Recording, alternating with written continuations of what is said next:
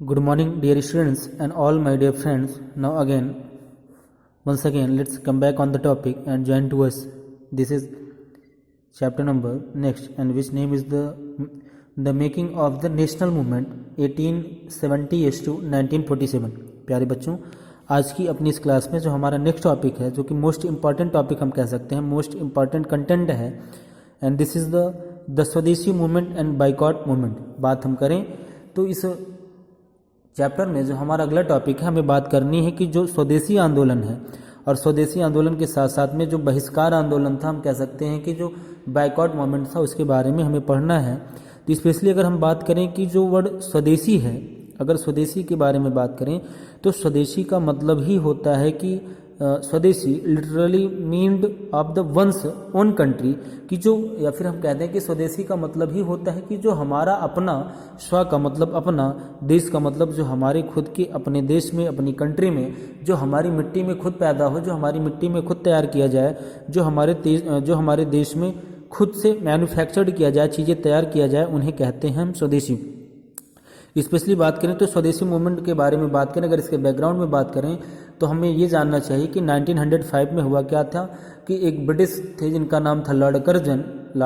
Curzon एक viceroy हुआ करते थे। लॉर्ड कर्जन ने किया क्या था कि 1905 में उन्होंने अनाउंसमेंट कर दिया था कि बंगाल का डिवीज़न होगा। बंगाल के डिवीज़न का मतलब कि उन्होंने कहा था कि बंगाल अब 2 पार्ट में डिवाइड होगा। जब उन्होंने देखा कि पूरे भारत में जो रिवोल्यूशनरीज थे, जो क्रांतिकारी थे, धीरे धीरे वो भारत माँ की आज़ादी के लिए, यहाँ की स्वतंत्रता के लिए लगातार वो प्रयास कर रहे थे, वो स्टेप्स को फॉलो कर रहे थे। तो ऐसे में देखा उन्होंने, लॉर्ड कर्जन ने देखा कि ये जो मूवमेंट है, जो आंदोलन है, लगातार ये गति पकड़ रहा था, और स्पेशली जो इसका सेंटर ऑफ अट्रैक्शन था, या कह सकते हैं कि जो केंद्र बिंदु हुआ करता था, वो उस टाइम पर बंगाल होता था। तो ये अंग्रेज़ों की एक ऐसी पॉलिसी थी, एक ऐसी नीति थी, वो डिप्लोमेटिक थिंकिंग के थे, कूटनीतिक प्रवृत्ति के थे। तो उन्होंने सोचा, उनकी एक पॉलिसी थी जिसको हम जानते हैं डिवाइड एंड रूल के माध्यम से, कि फूट डालो और राज करो। तो उसी को ही उन्होंने फॉलो करते हुए उन्होंने बंगाल के डिवीज़न का अनाउंसमेंट कर दिया। लॉर्ड कर्जन ने कहा कि अब बंगाल का डिवीज़न होगा, इसे हम 2 पार्ट में डिवाइड करेंगे, एक होगा ईस्टर्न बंगाल, दूसरा होगा वेस्टर्न बंगाल। तो होता क्या है कि ठीक इसी के अगेंस्ट में, इसी के विरोध में जगह जगह पर प्रोटेस्ट होने लगा,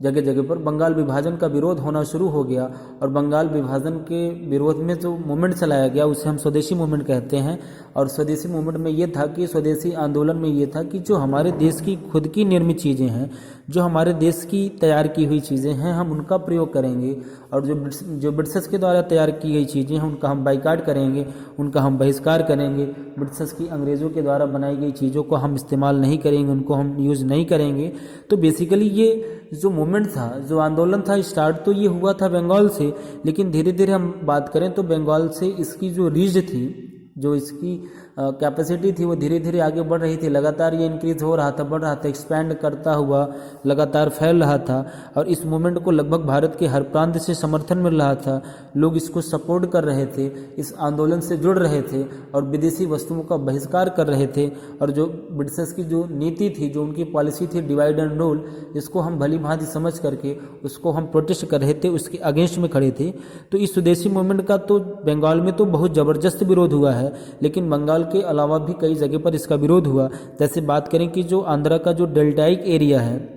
या आंध्रा का जो डेल्टाइक क्षेत्र है, वहाँ पर भी इस आंदोलन का बहुत विरोध, इस आंदोलन को पुरजोर समर्थन मिला है। बंगाल विभाजन का विरोध किया गया, और जो आंध्रा का जो डेल्टाइक प्लेस था, वहाँ पर इसका दूसरा नाम हो जाता है, वहाँ पर इसको हम वंदे मातरम मूवमेंट के नाम से जानते हैं, वहाँ पर वंदे मातरम मूवमेंट के नाम से जानते हैं। और बात करें तो एक टाइप का ऐसा मूवमेंट था जो कि फाइट फॉर स्वराज था, हमें स्वराज्य के लिए, जो है हमें स्वराज के लिए ये आंदोलन था कि हमारा अपना खुद का राज हो, खुद का अपना शासन हो। जो ब्रिटिश हुकूमत है, जो अंग्रेजी शासन है, जो ब्रिटिश गवर्नमेंट हम पर रूल कर रही है, उसको यहाँ से हटाया जाए, उसका बाइकआउट किया जाए, कैसे करके। तो ज़्यादा से ज़्यादा जो पीपल इससे जुड़ते चले गए, लोगों की जो आइडियोलॉजी थी, जो विचारधारा थी, जो भावनाएं थी, वो सब एक दूसरे से जुड़ते चले जा रहे थे। लोगों को लग रहा था कि ब्रिटिश ऐसे करके हमको वो डिवाइड करके मानेंगे और हम पर जो उनकी हुकूमत है अनावश्यक ना चाहते हुए भी हम पर जो उनके बनाए हुए जो रूल थे, जो रेगुलेशंस थे, जो उनके लॉज थे, जो नियम थे, जो कानून थे, वो हम पर ज़बरदस्ती लाकर थोप दिए जा रहे थे। हम पर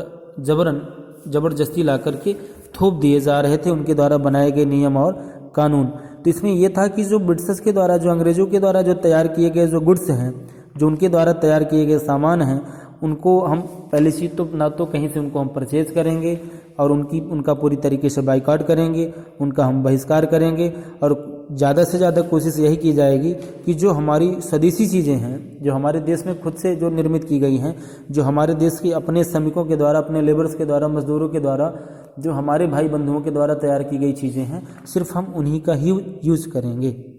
सो in this video only this much. Thank you, have a good day, have a nice day.